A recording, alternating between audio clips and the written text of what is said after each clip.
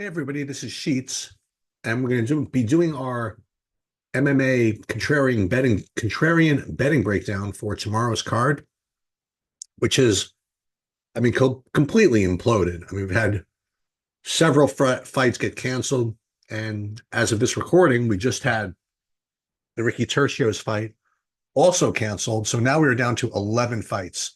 So that's good. That means it's 11. That means we can only lose what's 11 times 180? $1,980. So that's always good news. Only 11 fights. Um, the other thing that you'll notice is that we have a different interface and we're going to be following Bet Online. Um, for no other reason that I cashed pretty big in the Breeders' Cup on a Bet Online bet. They gave me 12 to 1 on on uh, on Sierra Leone when I knew that first of all it was probably 30% to win and it was going to be end up being like 5-6 to 1 anyway. So we took that and we got this done. So we have quite a bit of money in the account, so we may as well fire it into the MMA streets. So again, what we're trying to do here in the MMA is not figure out what's the most likely thing to happen. And in a weird way, not we're also not looking at what we think the obvious value is. What we're trying to think about is what everybody else thinks the obvious value is. And what does everybody else think is most likely to happen? The idea being that these markets are so inefficient that, or excuse me, are so efficient that if something seems so obvious and such obvious good value, it's probably bad value. And I know it's kind of hard to explain, but it's hard to understand. But this is the way you should really be thinking about markets where there really is, I don't want to say no edge, but where it's very difficult to get an edge in the analysis. You're talking about betting into an MMA or UFC market where you have VIGs of 40 cents, 80 cents, even like $3, depending on what you're betting here. So to be able to say that you can identify from watching the fights, right? What a good bet is very, very egotistical. Now, I'm not saying you can't do it, and there are people that can't do it, but I think it's more useful as an exercise to try to be contrarian and think about, well, what is the real easy story to tell, and then just fade it.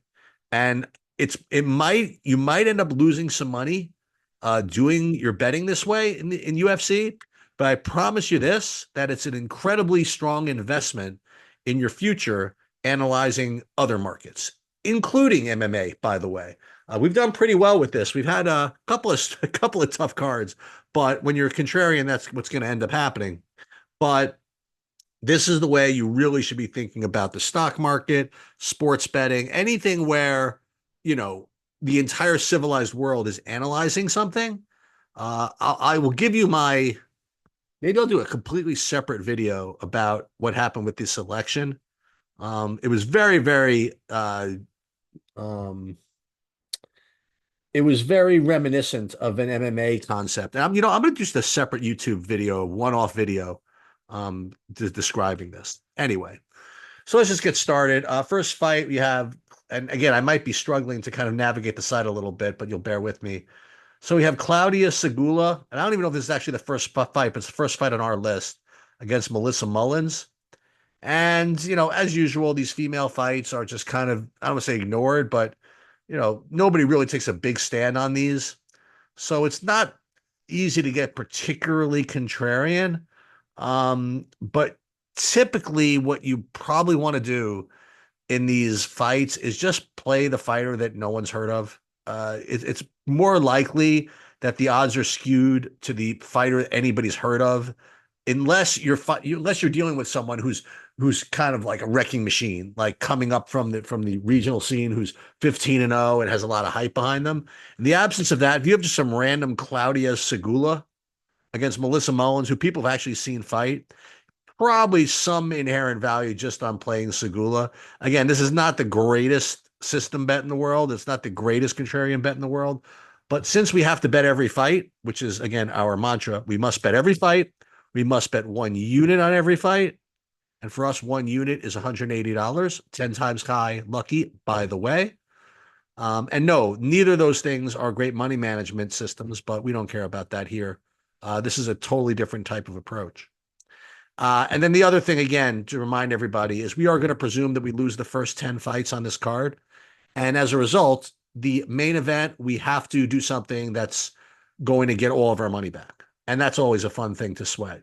That means you're never out, you're never dead until the last judge's decision or until the last finish of the night. So in any case, we are just going to start off with Claudia Segula plus the 220 for 180. Let's see if they let us bet here, even though we have Zoom. That's interesting because DraftKings really yells at us. Let's see. Oh, look at that. Geniuses. All right, let's go on to the next one. Antonio Tricoli versus Trayshawn Gore.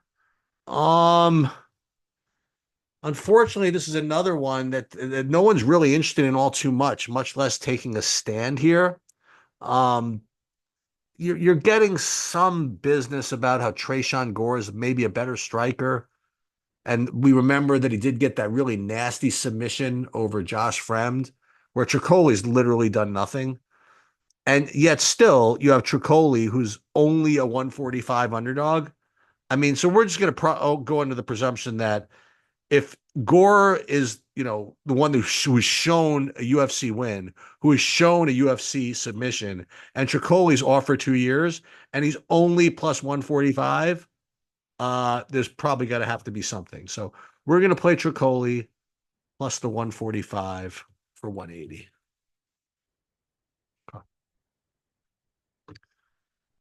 All right. Moving on, we have Damon Blackshear versus Cody Stamann. All right. So we have Cody Stamann, who used to be, a wrestler. His wrestling has kind of fallen out of favor a little bit, doesn't do it as much as he used to. And he's going to really have it in him here because Damon Blackshear might be just as good of a wrestler. And he definitely has the better grappling. So this is the kind of the public approach to this is that Blackshear is probably going to win and he's very live for a submission. So these are the things we really can't bet. You can't bet Blackshear and you can't bet him by submission. What you can do, you could either bet Stamann to win or you could bet Blackshear by some other form than submission. So what we're probably going to do is that we're going to go for Blackshear either by KO or by decision. And I think Blackshear by KO is the one that's most contrarian. I think people are seeing this path where Blackshear takes him down and kind of controls him. But Blackshear by KO, I think, is pretty live to be contrarian here. So let's just see. Blackshear by KO or DQ is plus 1,100. That is good enough for me for 180. Boom. All right. So now we're 0 for 3, right? We're keeping track of all the money we're going to have to get back in the main event. Charles Radke versus Matthew Semmelsberger. So we have Matthew Semmelsberger. All I've heard the whole week is how he's got terrible fight IQ. I love betting on the fighters with the bad fight IQ. So we're going to go ahead and do that. It's just a question of how we're going to get this done. What's the most likely way that a bad fight IQ will come back to get you? And that's probably if the fight goes a distance. You have more opportunities to screw up. So we're going to do that. We're going to play Semmelsberger by decision.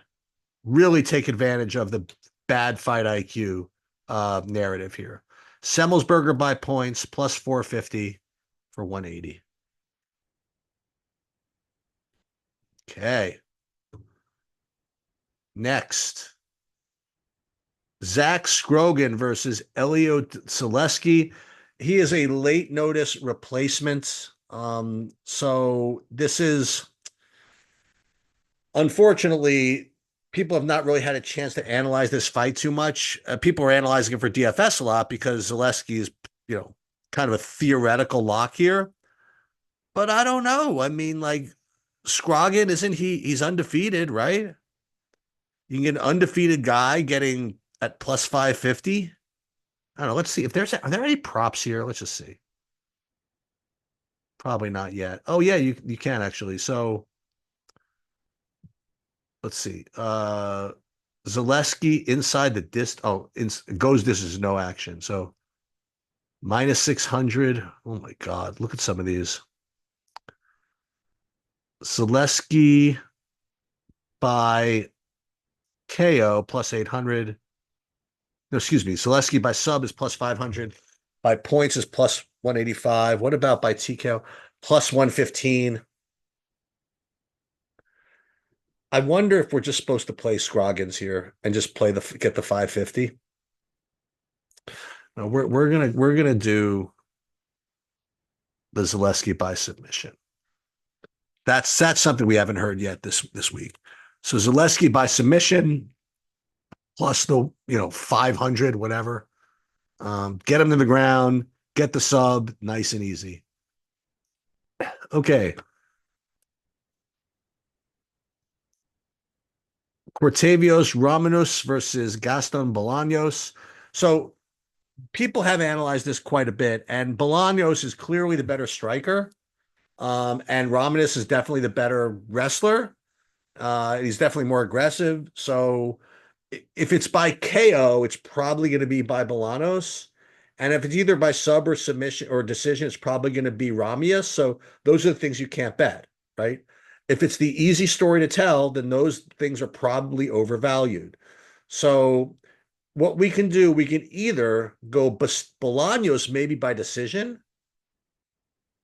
or if we want, we can play Ramius by KO. Let's take a look at some of these here. So Ramius by KO is only plus 500. What about Bolaños by points? Plus 550? Just win a striking battle. How hard can this be? Let's go. Bolaños by decision for 180.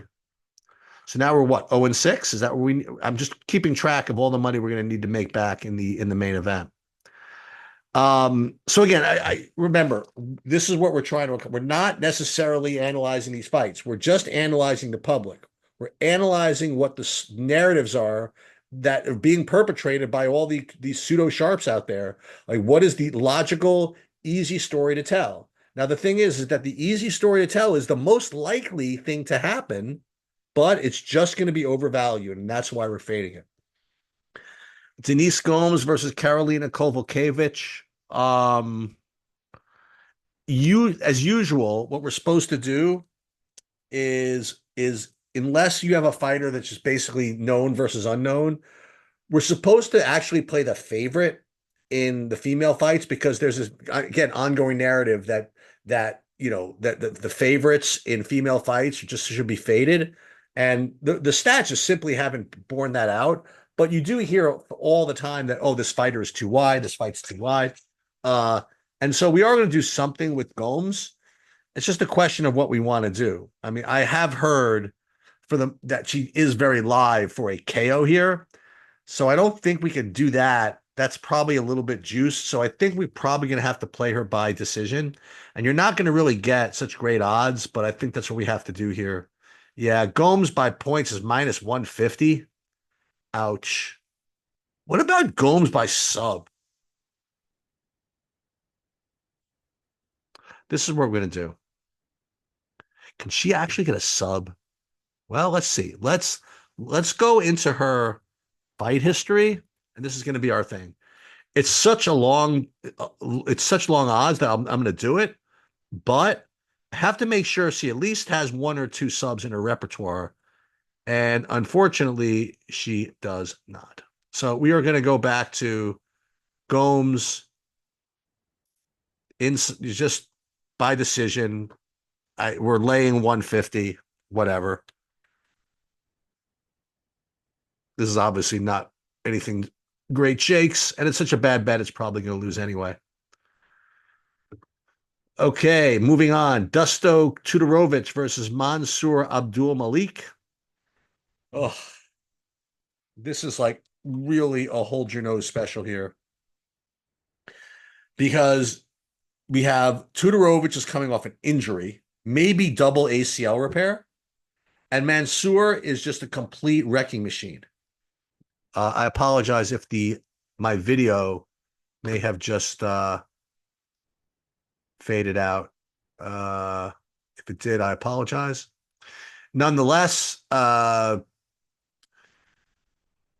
nonetheless, it's just impossible to see a world where Mansoor doesn't just toast him. So this is the things we can't bet. We can't bet Mansoor early. We can't bet him either by K or by sub. What we can do is either two hold your nose specials, either a Dusko, just kind of a straight bet, or he might be even worse, maybe Mansoor by decision. Yikes. Let's take a look at some of these odds here. Wow. Malik by points plus 650. Let's try it. Get the takedown, just not being able to get the sub. That's gross. I'm trying to think of what we're going to do in the main event to get all this money back. We only have two more fights before the main event. Uh-oh. Jillian Robertson versus Luana Pinheiro. This to me is fairly easy. Jillian Robertson has just a clear edge everywhere. She's going to be able to get her to the mat and probably submit her. I just don't see a world that Pinheiro wins. So we're just going to bet her. Pinheiro plus 310. 180 to win 558. Okay.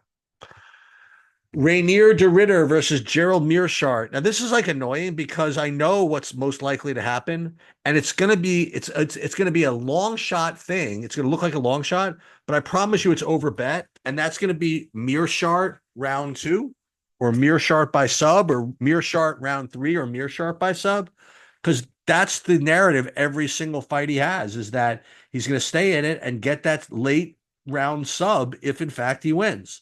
Or he could get toasted early.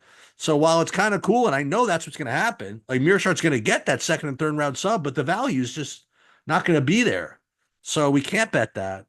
What you can do, which is again pretty gross, you can play Mearshart by decision if you want, or you could play DeRitter in like round 2 or 3, because that's something people are not expecting. So let's take a look at a couple of these possibilities. Ritter, let's look at the other one. DeRitter in round 2. Wow. Round 3 is plus 700. Round 2 is plus 450. That's actually not bad. Mearshart by decision is plus 600. It's going to be a tough one to get because you know that they want to do, what's his name, the favor, Ritter, and get him the win. So, Mearshart's not going anywhere. So, making him take a loss is not a big deal. So, I do think the fixed judges are more likely for DeRitter. Maybe that makes it even more of a ridiculous play. Yeah, let's do it. Mearshart by decision for 180. So, as they used to say in the great game show Family Feud, before we go through the main event, let's remind ourselves of the atrocious bets that our family has given us in round 1. We're playing Claudius Segula, who's beaten nothing but trash cans in the regional scene. Why would we do that? That beats me. We're playing Tricoli off 2 years. Great. 0-2, I guess. Damon Blackshear by KO. I mean, how is that possible? I mean, he either gets subs or maybe he'll ride him out to a decision. Semmelsberger with the low fight IQ actually going to get a decision here. Good luck. Zaleski, I don't think he's ever had a sub, so I don't know why we're doing this, but Zaleski by sub. Ramius Bolanos, what did we end up doing here with this one? We played Bolanos by decision because obviously the only way he's winning is by knockout. Denise Gomes, this was kind of a weak play, but we did it anyway. Her by decision, minus the 150. Mansoor Malik, can Dusko somehow survive till the end? Join us next week and find out, because we're getting quite a bit of odds that happens. Jillian Robertson just basically has Luana Pinheiro covered everywhere, so we're going to take Pinheiro. Mearshart, the only way he wins is by sub, so we're playing him by decision. So we're going to be 0-11. And it's just a question of what 0-10. It's just a question of how we get our money back in this 11th fight here. We need to get 11-1. So how do we do this? Well, the good thing is that everybody's pretty sure what's going to happen here. And that is that Perates is going to get a first or second round knockout. All right. The problem is both of those things are not good enough. All right. Like if you look at the odds here, and we have to kind of reverse engineer what we can bet here. Prates, for example, I can tell you right now, in round 2 is plus 350. Now, what about round 3? Just for funsies, that's plus 625. Round 4, you can get 1200. But is that really what's going to happen? Like, if is it possible that Magny survives all the way to round 4 and then gets KO'd?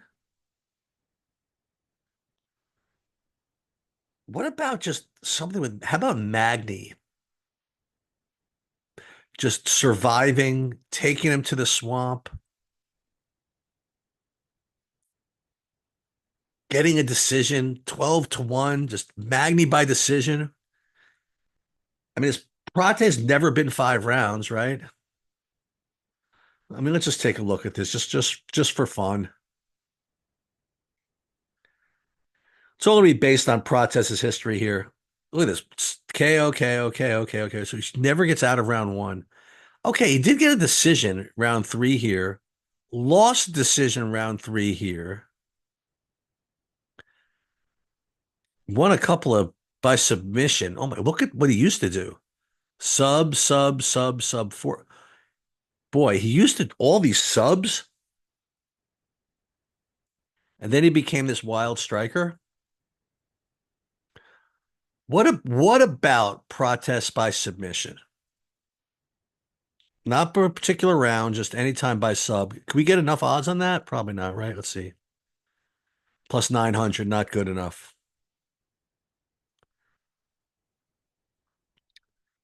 How about, and what is him by points? Plus 750. Are they really going to give Neil Magny a decision if he takes him into the swamp? I mean, he really needs to get it done here. I mean, that would be like legit legendary. What about a draw at 6,600?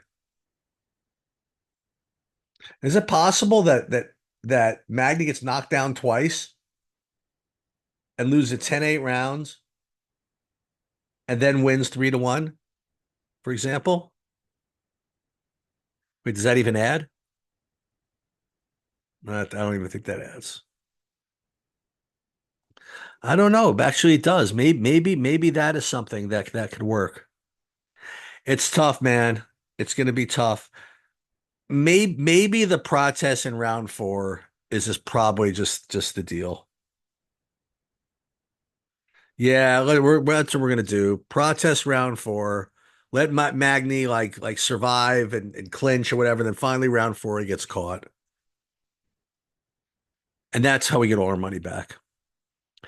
All right. So I was particularly kind of glib about how we came up with everything this week, so I apologize for that. But hopefully you get the idea here. Don't just play what's the most likely outcome. Don't just play what everybody, all the sharps and the Twitter people tell you is going to happen.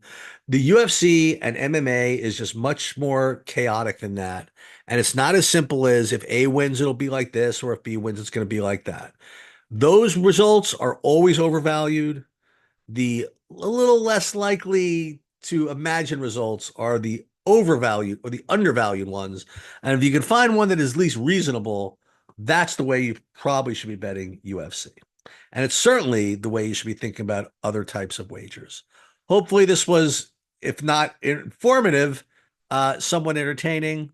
And hey, you see, I put my own money up, so I'm willing to go down with the ship. As long as I don't get the ship doesn't get invaded by pirates. Uh-oh, that was awful. If I wasn't going to lose already, it was going to be for that atrocious dad joke. Good luck, everybody.